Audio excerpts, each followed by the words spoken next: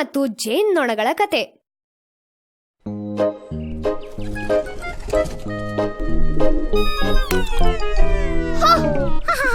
ನೀನ್ ಅದೃಷ್ಟವಂತ. ಹೇ ತೂ ಅಸಹ್ಯ.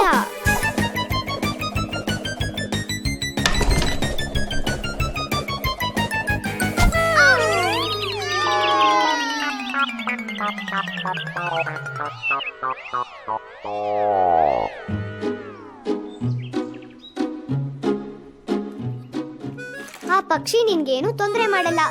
ಮಿಂಟು, ನೀನು ತಾಳ್ಮೆ ಕಳ್ಕೊಂಡೆ. ಆ ಕಥೆಯಲ್ಲಿ ಬರುವ ಕರಡಿ ಹಾಗೆ. ಯಾವ ಕಥೆ ಮಿನ್ನು? ಅದೇ ಕರಡಿ ಮತ್ತು ಜೇನ್ನೊಣಗಳ ಕತೆ. ಒಮ್ಮೆ ಒಂದು ಹಸಿದ ಕರಡಿ ಕಾಡಿನಲ್ಲಿ ನಡೆದು ಬರುತ್ತಿದ್ದಾಗ ಅದಕ್ಕೆ ಒಂದು ಮರದ ಪೊಟರೆಯೊಳಗೆ ಜೇನ್ನೊಣಗಳ ಜೇನುಗೂಡು ಕಾಣಿಸಿತು.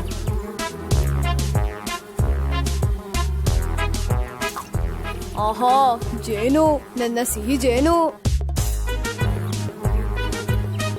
ಇನ್ನೇನು ಕರಡಿ ಜೇನನ್ನು ಕದಿಯಲು ಹತ್ತಿರ ಬರುತ್ತಿದ್ದಂತೆ ಒಂದು ಜೇನ್ನೊಣವು ತನ್ನ ಗೂಡು ಕಾಪಾಡಲು ಹಾರಿ ಬಂತು.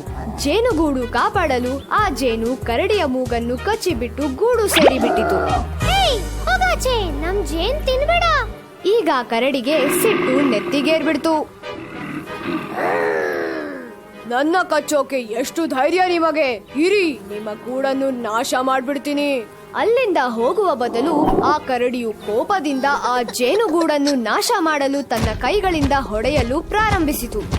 ಇದರಿಂದಾಗಿ ಗೂಡಿನಲ್ಲಿದ್ದ ಅಷ್ಟೂ ಜೇನ್ನೊಣಗಳು ತಕ್ಷಣವೇ ಎಚ್ಚರಗೊಂಡು ಹೊರಬಂದು ಕರಡಿಯನ್ನು ತಲೆಯಿಂದ ಕಾಲಿನವರೆಗೂ ಕಚ್ಚಿಬಿಟ್ಟಿತು.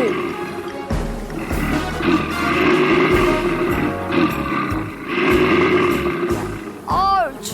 ಔಚ್! ಯಾರಾದ್ರೂ ನನ್ನ ಈ ಜೇನ್ನೊಣಗಳಿಂದ ಕಾಪಾಡಿ. ಮೈಯೆಲ್ಲ ಕಡಿದಿದ್ದರಿಂದ ಕರಡಿ ನೋವಿನಿಂದ ಓಡಿ ಹೋಗಿ ಅಲ್ಲೇ ಇದ್ದ ಕೊಳದ ಒಳಗೆ ನೆಗೆದು ಬಿಟ್ಟಿತು. ಆ ಜೇನ್ನೊಣಗಳು ಕರಡಿಗೆ ಎಚ್ಚರಿಸುತ್ತಾ, ಮತ್ತೆ ಗೂಡಿನ ಕಡೆ ತಲೆ ಹಾಕಿದ್ರೆ ಹುಷಾರ್.